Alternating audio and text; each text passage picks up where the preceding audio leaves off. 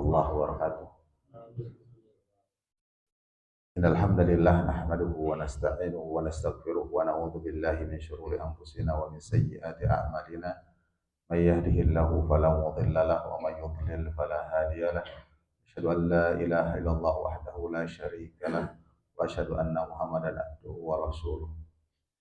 Tak henti-hentinya kita bersyukur kepada Allah Subhanahu wa taala atas nikmatnya yang telah diberikan kepada kita semua, terutama taufik dari Allah Subhanahu wa taala tatkala kita diberi kemauan dan kemampuan untuk bisa melaksanakan panggilan Allah Subhanahu wa taala ke masjid ini, ke Baitullah ini, yaitu untuk melaksanakan salat subuh berjamaah, di mana keutamaan salat subuh berjamaah dikatakan oleh Nabi sallallahu alaihi wasallam, barang siapa yang salat subuh berjamaah maka dia telah seolah dia telah melaksanakan salat sepenuhnya.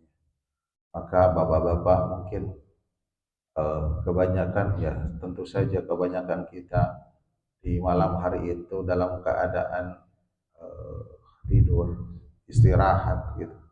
Nah, istirahat tersebut bila kita salat berjamaah itu dicatat seperti kita sedang salat, maka itu adalah keutamaan yang besar. Juga bahwasanya salat subuh adalah dikatakan oleh Nabi sallallahu alaihi wasallam fi dhimmatillah, dalam tanggungan perlindungan Allah Subhanahu wa taala, dan juga dijanjikan oleh Allah Subhanahu wa taala untuk masuk surganya Allah Subhanahu wa taala. Bapak-bapak jamaah salat subuh yang dimuliakan oleh Allah Subhanahu wa taala, pada pembahasan yang lalu telah dibahas mengenai salat jamaah dan juga salat qashar. Ada beberapa yang kita murajaah tentang salat qashar itu, bahwasanya tidak serta-merta asal kita berangkat dari rumah lantas kita bisa mengqashar atau meringkas salat yang 4 rakaat menjadi 2 rakaat. Dikatakan oleh Syekh Dr. Abdullah bin Muhammad bin Ahmad At-Tayyar, wal qasru jaizun bi syuruti sittatin. Qasar itu boleh dengan 6 syarat. Ada syarat-syaratnya. Yang pertama adalah bahwasanya jarak safar itu adalah jarak yang dibolehkan untuk mengqasar.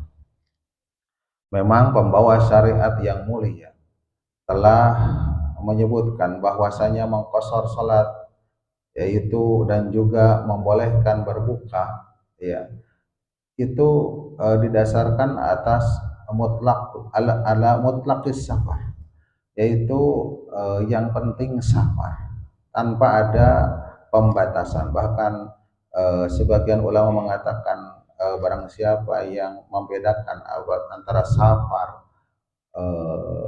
yang jauh dan yang pendek, membedakan itu safar yang jauh dan yang dekat, maka dia telah membedakan sesuatu yang tidak dibedakan oleh syariat.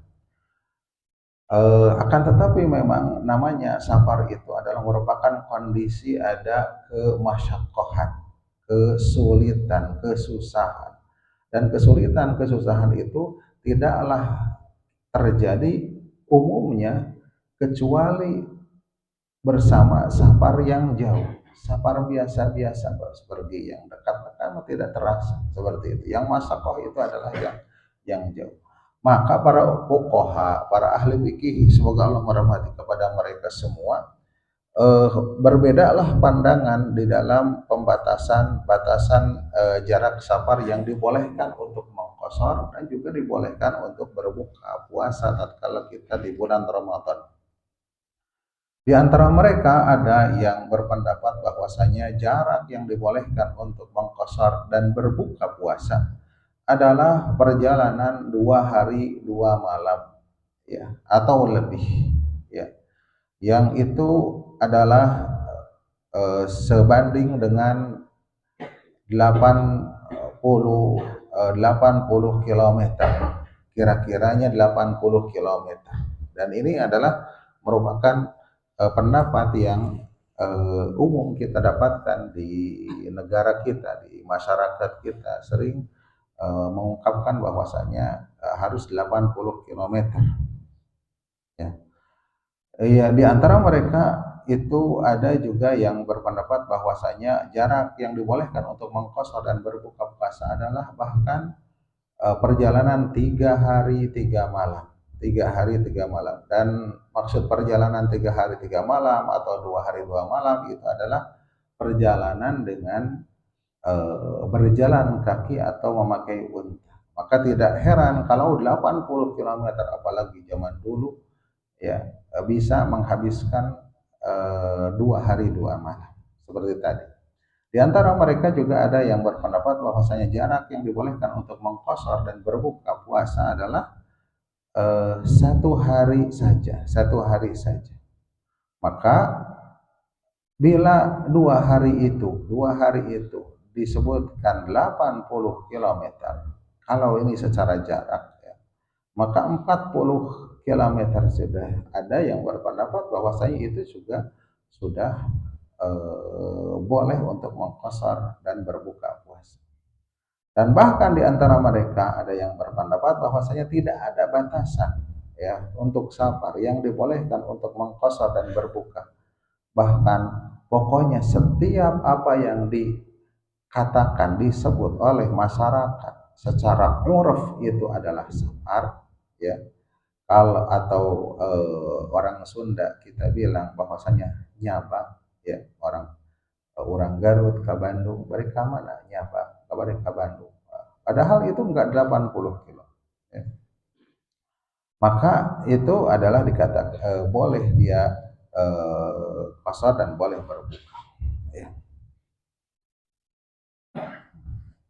Berkata Syekhul Islam Ibnu Taimiyah, wa amma miqdarus safaril ladzi yaksuru fiha wa yuftir. Adapun ukuran safar yang boleh berqashar dan boleh berbuka, wa madhabu Malik wa Syafi'i wa Ahmad annahu masirata yaumaini qasidaini bi sayril ibili wal aqdam huwa sittatu asyara farsahan. Maka madhab Imam Malik, Imam Asy-Syafi'i dan Imam Ahmad, 3 imam besar, mengatakan bahwasanya jaraknya itu adalah perjalanan 2 hari 2 malam, yaitu yang melakukan dengan sayril ibili, perjalanan dengan unta, wal aqdam, dan berjalan kaki, yaitu sittatu asyara farsahan, 16 farsah. 1 farsah itu 3 mil, ada yang mengatakan 4 mil. 1 mil adalah 1,6 kilo, ya. 1,6 kilo itu ya kira-kira 77 atau 80 kilo. Kalau ini diukur dengan kilometer kita. Sebagaimana dikatakan Syekhul Islam, kama baina Makkah wa Asfan, seperti jarak antara Makkah dan Asfan, dan juga Makkah dan Jeddah. Jarak antara Makkah dan Jeddah, ya, bagi orang yang sudah umrah haji kebayang, ya, dari Jeddah ke Makkah kan. Adapun di antara 4 mazhab itu, berkata Abu Hanifah, ya, Abu Hanifah mengatakan masiratu salasah ayyam, yaitu perjalanan 3 hari 3 malam. Dan yang berpendapat bahwasanya kurang dari 2 hari, yaitu kurang dari 80 kilo, berarti adalah sekelompok dari kalangan salaf dan khalaf. Mereka mengatakan bal yaksuru wa yuftiru, bahkan boleh mengqashar dan juga boleh berbuka fi aqalli min yaumaini, yaitu kurang dari perjalanan 2 hari. Wa hadza qaulun qawiyyun, dan ini adalah pendapat yang kuat, kata Syekhul Islam Ibnu Taimiyah. Dikutip juga perkataan Ibnu Qudamah. Ibnu Qudamah berarti Asy-Syafi'i. Wa in syakka fi qadri safari lam yubih al-qasr. Apabila seseorang itu ragu tentang kadar safar, maka tidak dibolehkan qasar. Jika ragu tentang ukuran safar, apakah ini masuk, kalau berpendapat kepada jarak, apakah ini masuk safar atau tidak? Ragulah seseorang tersebut. Kita itu misalkan dihadapan pada suatu keraguan, gitu. Jadi disebut safar dasar repot-repot teuing gitu kan, seperti itu misalkan. Maka kondisinya ragu, ya, maka tidak boleh mengqasar. Di annal asla al itmam, karena sesungguhnya hukum asal adalah kita melaksanakan sholat itu adalah sempurna. Kalau isya ya 4 rakaat, duhur ya 4 rakaat, asar yaitu 4 rakaat, al itmam namanya. Maka fala yazulu bisyaki, maka tidak boleh hilang dengan keraguan, karena yakinnya adalah asalnya 4 rakaat, ya. Kalau ragu tidak menghilangkan.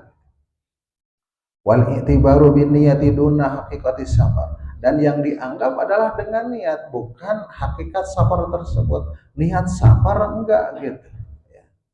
Bukan kalau secara jarak ini, tapi tadi tidak berniat, ya. Walau nawa safaron tawilan fakusar, walaupun dia telah, kalaulah dia telah meniatkan safar yang jauh, maka hendaklah dia boleh mengqasar.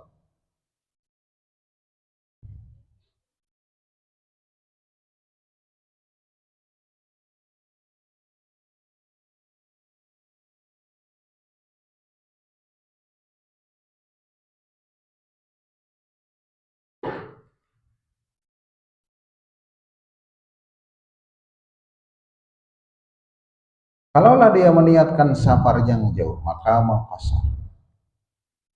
Kemudian tampak baginya, kemudian dia eh, telah mukim di tempat tersebut atau pulang, maka salatnya itu adalah sah.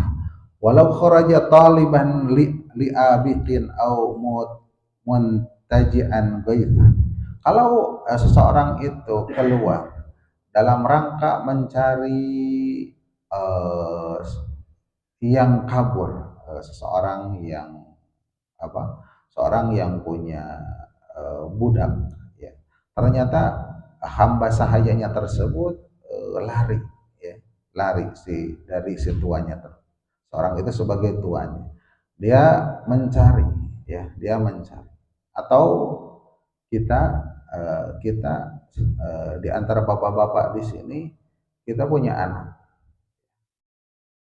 budaknya jangan hamba saja, ya, budak orang, anak kita misalkan keluar dari rumah, kita keluar mencari anak tersebut di pilarian di RW 10 ke RW 8 tadi itu ke Pindad tadi itu terus teu karasa ya kan, milarian budak sampai ke Garut. Apakah niat safar dia itu? Enggak, niatnya itu mencari anak yang hilang gitu ya. Ah, teu karasa mesti cikajang deui gitu ya. Nah, itu tidak kategori safar. Kenapa? Jaraknya mana sudah sampai, tapi tidak dia safar. Pakaian juga seada-adanya gitu. Berbeda kalau kita niat safar, ya. Niat safar kita mandi dulu. Nah, itu menunjukkan bahwasanya kita itu bersiap. Bawa dompet, bawa apa gitu ya, persiapan, bekal dan sebagainya. Itu menunjukkan safar. Ya. Itu dicontohkan seperti itu.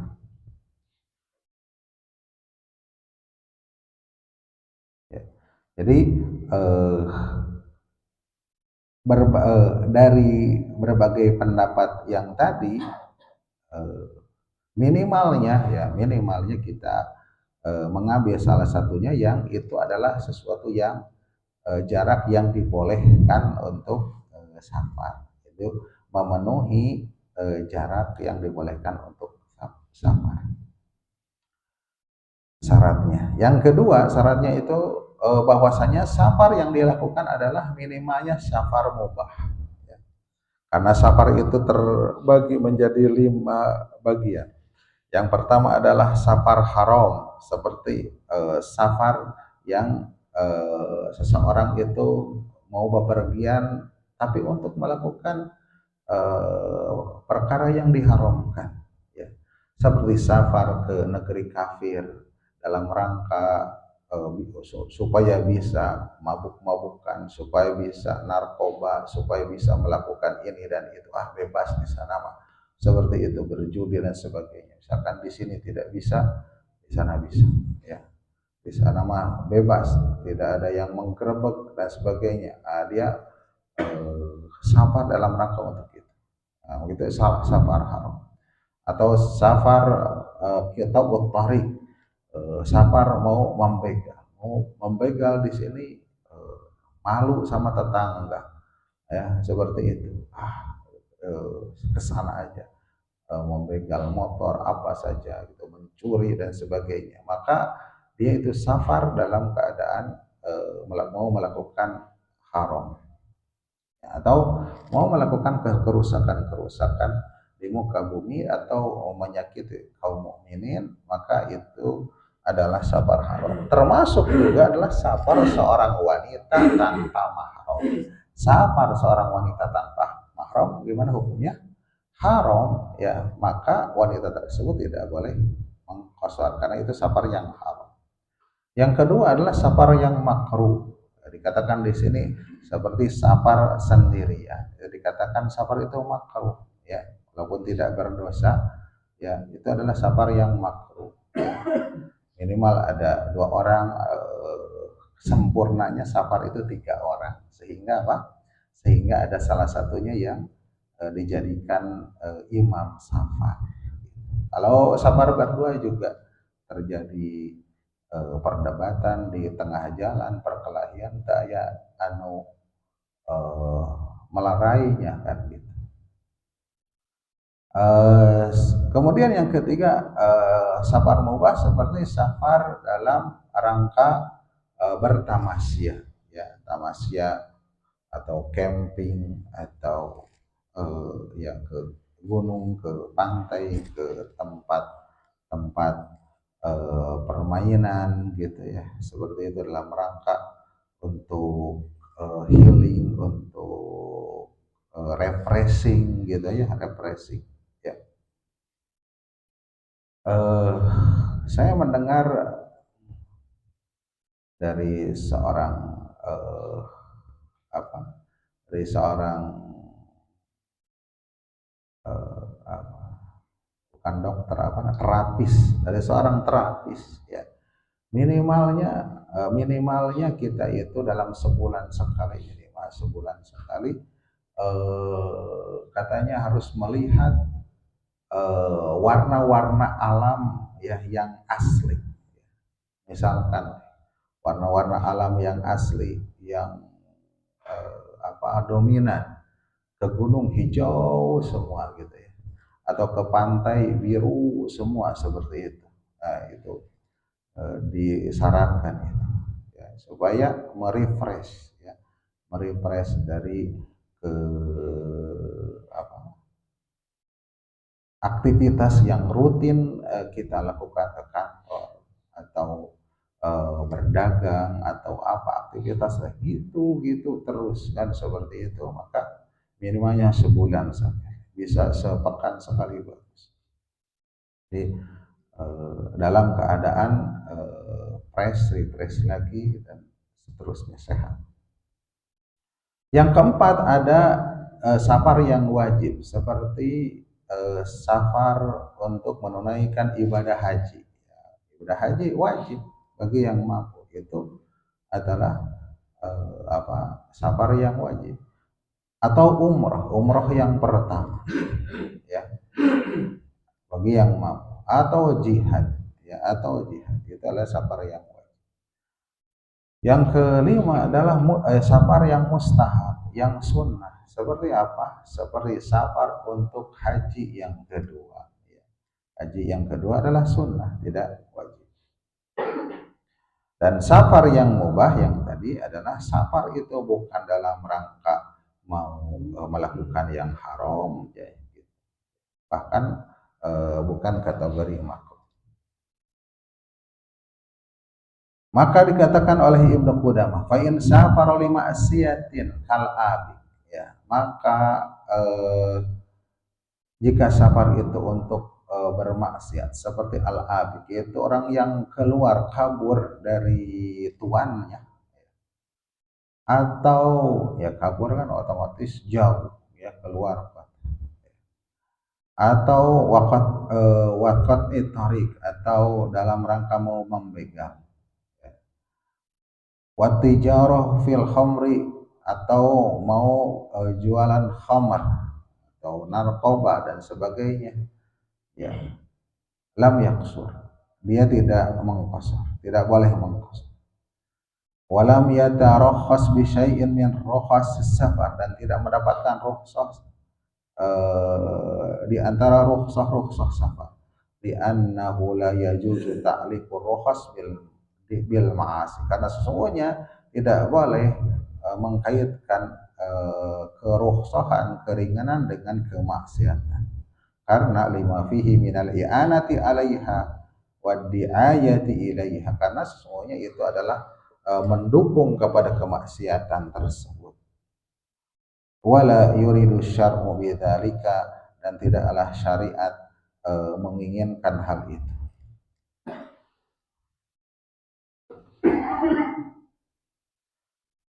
Dan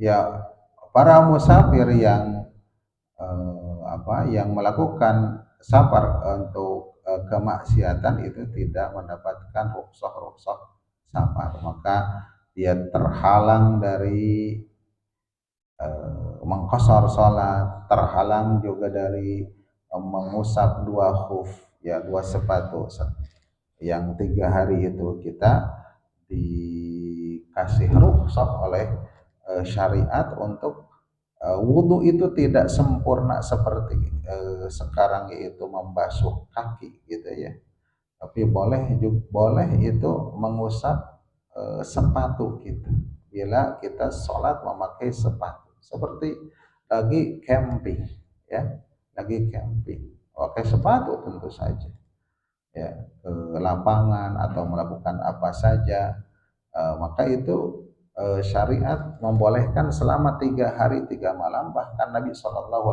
memerintahkan untuk tidak melepas safar yang jihad, tidak melepas khuf kami, kata para sahabat, selama 3 hari 3 malam, kecuali karena janabah, itu selama 3 hari. Dan ketika safarnya itu safar yang bermaksiat, maka tidak ada rukhsah tersebut.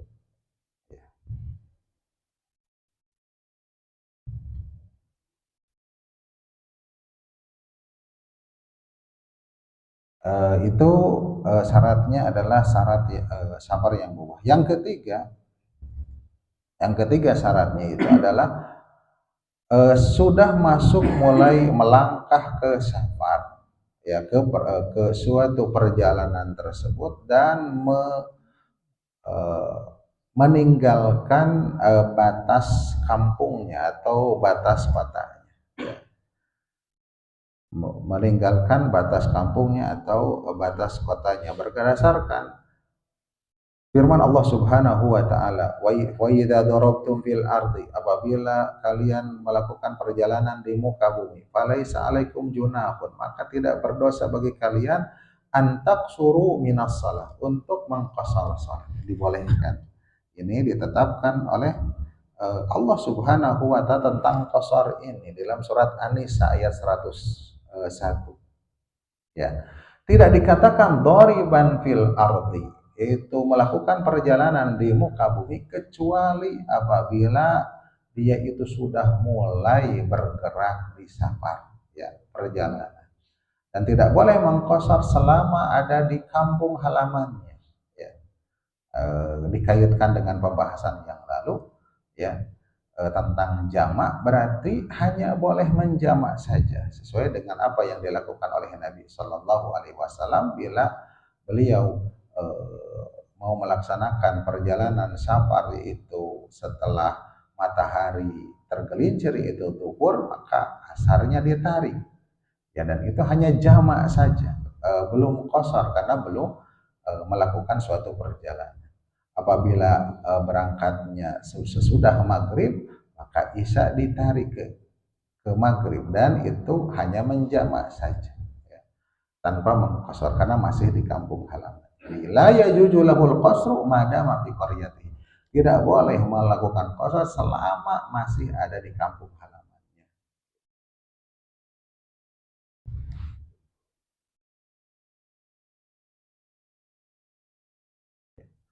Walaupun sudah berazam atau berangkat dan memakai kendaraan yang sudah melewati beberapa rumah, tapi belum ada sampai perbatasan.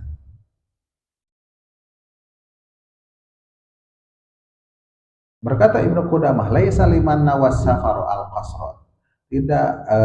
Tidak boleh bagi orang yang meniatkan safar itu mengqasar hatta yakhruja min buyuti qaryatihi wa yaj'alaha wara'a dhahri.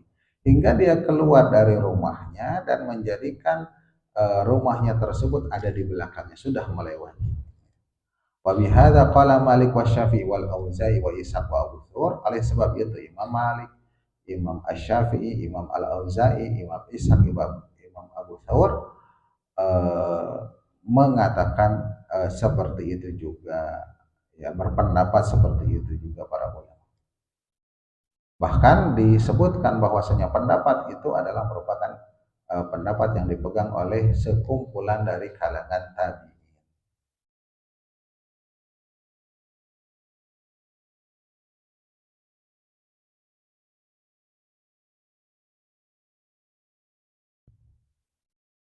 Diriwayatkan dari Anas, semoga Allah meridai kepadanya, shallaitu dhuhra ma'an Nabi sallallahu alaihi wasallam arba'an wa bil Hulaif wa bidil Hulaifah raka'atain. Aku salat duhur bersama Nabi, kata Anas bin Malik. Bil Madinati arba'an. Di Madinah masih apa? 4 rakaat gitu ya. Wa bidil Hulaifah raka'atain. Dan di Dzil Hulaifah tempat apa mulai kita apa bila umrohnya itu ke dimulai dari Madinah gitu. Dzil Hulaifah itu kan apa sebutnya, Bir Ali apa miqat ya. Nah dari ini kan ke miqat dulu. Nah Dzil Hulaifah, kebayang ya jarak antara Madinah dengan Dzil Hulaifah, itu di Dzil Hulaifah itu sudah 2 rakaat. Jadi sudah melewati Madinahnya itu, ya sudah dilewati si batas Madinahnya tersebut. Ya mungkin kalau di Bandung ya, di Bandung batas Bandung mana? Nagreg misalkan, kalau ke belakang ya ke sana, atau Cibiru, Cibiru berarti lewat dari Cibiru, nah Cileunyi gitu gitu ya. Tapi kita mau perjalanannya jauh, maka di sana sudah mulai boleh apa? Boleh 2 rakaat, nah, boleh. Atau ke barat ke Jakarta, batasnya mana? Ciberem atau Cimahi misalkan. Nah sudah melewati itu sudah boleh qasar sesuai apa yang dilakukan oleh Nabi Sallallahu Alaihi Wasallam. Ya. Ya. Walaupun ada sebagian yang membolehkan asal keluar dari rumah. Tapi ini para ulama lebih ke sana, jadi yang imam besar. Yang kelima, syarat yang kelima, jadi yang syarat ketiga apa? Sudah melewati batas ya kampung atau kota. Al-khamis, yang kelima. Yang kelima syaratnya adalah sholat tersebut, sholat yang dilakukan qasar tersebut adalah bukan sholat yang wajib dilakukan ketika di kampung halaman. Apa maksudnya? Ya, maksudnya begini. Misal seseorang itu lupa sholat, ya, lupa sholat. seseorang yang biasa sholat berjamaah di masjid, selalu di masjid karena punya keyakinan berdasarkan hadis-hadis dan ayat-ayat bahwasanya sholat di masjid itu, berjamaah di masjid itu adalah suatu hal yang wajib berdasarkan ayat Al-Quran, warka'u ma'ar raki'in, rukulah bersama orang-orang yang ruku. Kemudian hadis-hadis tentang orang yang buta disuruh tetap berjamaah gitu ya, kuat tentang wajibnya sholat berjamaah.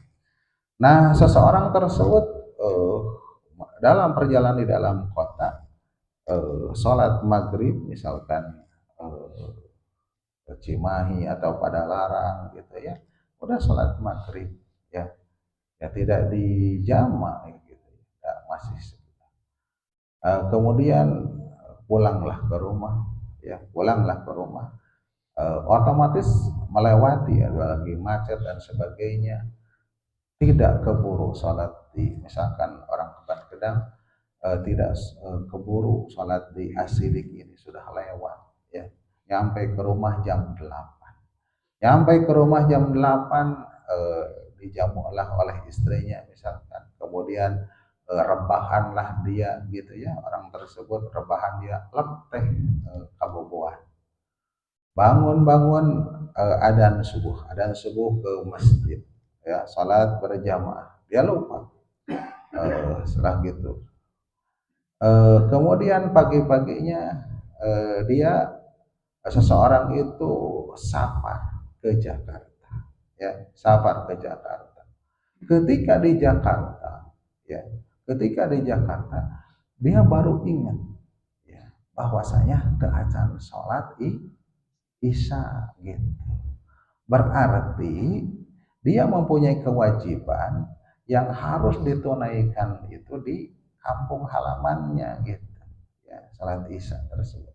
Maka salat isya tidak boleh dikosor ya, tidak dibolehkan dikosor karena itu kewajiban yang harus dilakukan di Bandung itu gitu. Itu tidak boleh dikosor walaupun dia posisinya sudah di Jakarta misalkan. Ini maksud dari poin yang kelima. Poin yang keenam, syarat sabar itu tidak bermakmum dengan orang yang mukim ya.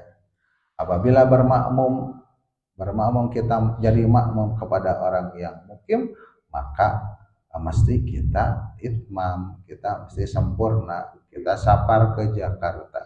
Di Jakarta kita ada biasa sholat berjamaah di Bandung juga, asa kumaha lamun teu sholat berjamaah, walaupun dibolehkan tidak sholat berjamaah juga ya, tidak wajib, gugur kewajiban, tapi orang yang biasa sholat berjamaah, apalagi kalau di sana juga bertemu dengan kaum muslimin yang lain dan sebagainya, maka dia sholat berjamaah lah tetap di masjid. Maka dia misalkan jadi makmum, maka tidak boleh dia itu sholat isya yang ada kosor dua menyendiri gitu di yang lain bangkit, dia assalamualaikum boleh tidak?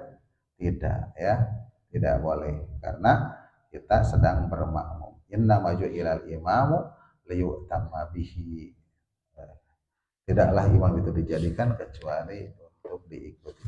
Demikian Bapak-bapak sekalian yang dimuliakan oleh Allah Subhanahu wa taala, semoga bermanfaat tentang syarat-syarat sabar. Kahiji apa Pak?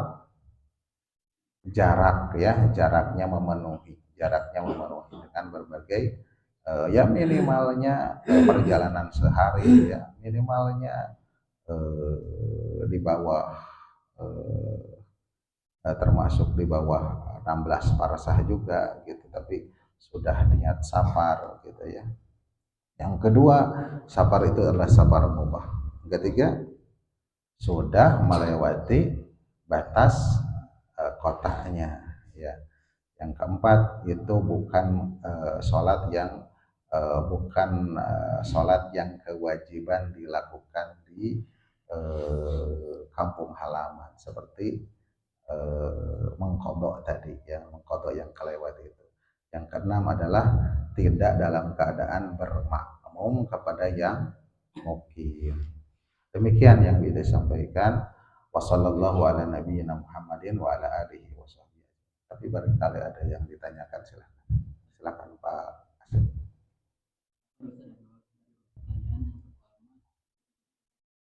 Ya. Iya, sapar sapar mubah naik gunung. Sudah melewati enggak? Manglayang, Manglayang sudah melewati batas kota. Iya. Ya gitu. Itu sudah kategori ya, sudah kategori. Kalau secara urufnya sudah urufnya orang sini sudah kategori sampah urufnya. Secara bahkan seperti orang Selacau gitu ya, Selacau Batu Jajar di Kabupaten Bandung, padahal mah itu mereka itu ke Bandung itu sudah menganggap sapar gitu, orang Cililin gitu ya, orang Cililin gitu. Iya, pasar boleh.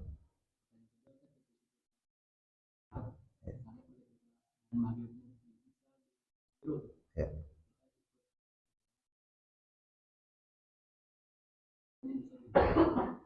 Eh, Selama belum masuk kepada tadi karena batasnya itu kota, selama belum masuk batas kota dipersilahkan untuk mengkosor masih karena belum sampai ke rumah ya.